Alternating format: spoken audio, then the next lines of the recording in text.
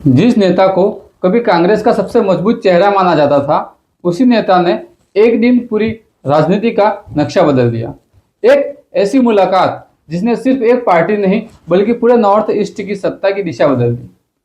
आज अगर असम की राजनीति को समझना है तो हेमंत बिस्वा शर्मा की यह कहानी समझनी पड़ेगी, क्योंकि यह सिर्फ चुनावी जीतने की कहानी नहीं बल्कि रणनीति, स्वाभिमान और सत्ता के सबसे बड़े खेल की कहानी है।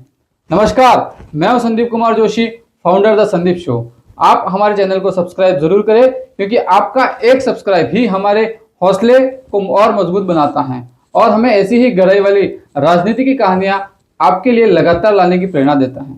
अब शुरू करते हैं। जिस नॉर्थ ईस्ट में कभी बीजेपी का झंडा ढूंढना मुश्किल था, आज वही राजनीति का नक्शा पूरी तरह बदल चुका है। लेकिन इसे सिर्फ मोदी लहर कह देना इस कहानी को और छोटा कर देगा, क्योंकि यह कहानी है हेमंत बिस्वा शर्मा की, जिन्हें नॉर्थ ईस्ट का चाणक्य कहा जाता है।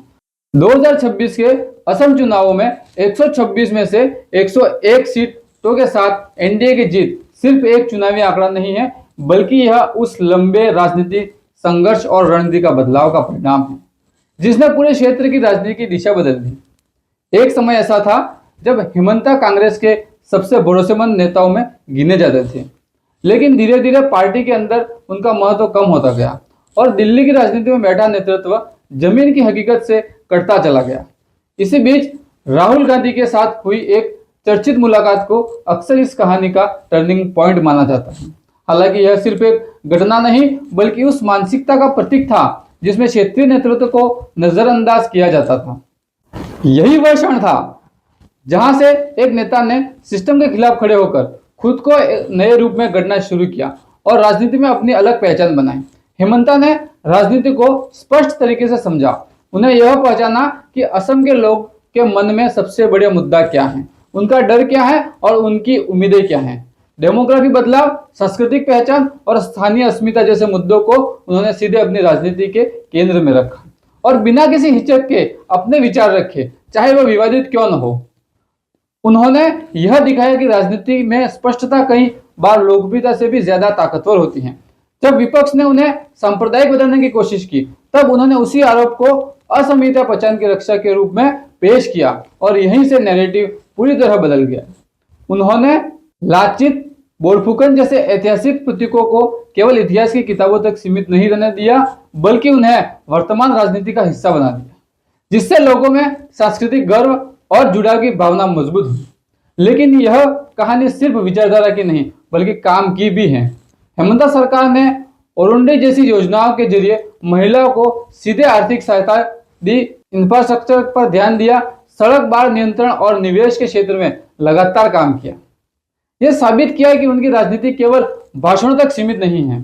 उन्होंने प्रशासनिक स्तर पर भी अपनी पकड़ को मजबूत बनाया और एक ऐसे नेता के रूप में उभरे जो फैसले लेने से नहीं डरता और उन्हें लागू भी करता है। यही वजह है कि उनके समर्थन में एक बड़ा साइलेंट वोटर तैयार हुआ, जो ज्यादा शोर नहीं करता लेकिन चुनाव के समय निर्णायक भूमिका निभाता है। इसके साथ ही उन्होंने डिजिटल दौर की राजनीति को भी बखूबी से समझा। सोशल मीडिया के जरिए सीधे जनता से संवाद करना, विपक्ष के आरोपों का तुरंत जवाब देना और खुद अपना नैरेटिव सेट करना, यह सब उन्हें बाकी नेताओं से अलग बनाता है। आज वह सिर्फ एक मुख्यमंत्री नहीं, एक ऐसे नेता के रूप में देखे जाते हैं जो यह तय करता है कि चर्चा किस मुद्दे पर होगी।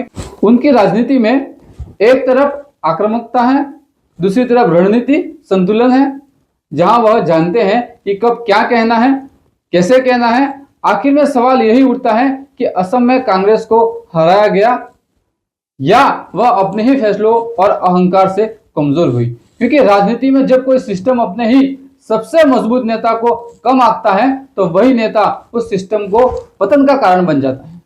हेमंत बिस्वा शर्मा की यह कहानी केवल एक व्यक्ति की सफलता की कहानी नहीं है, बल्कि यह उस बदलाव की कहानी है जिसमें स्वाभिमान, रणनीति और जमीन से जुड़ी राजनीति से मिलकर एक नया इतिहास लिखा। अगर आपको ऐसी ही गहराई वाली राजनीतिक कहानियां पसंद हैं तो हमारे चैनल को शेयर जरूर करें और आप सभी से निवेदन है कि हमारे व्हाट्सएप चैनल से भी जुड़े ताकि हमारे वीडियो आपको सबसे पहले मिले। लिंक डिस्क्रिप्शन में दिया गया है। आप सभी का धन्यवाद।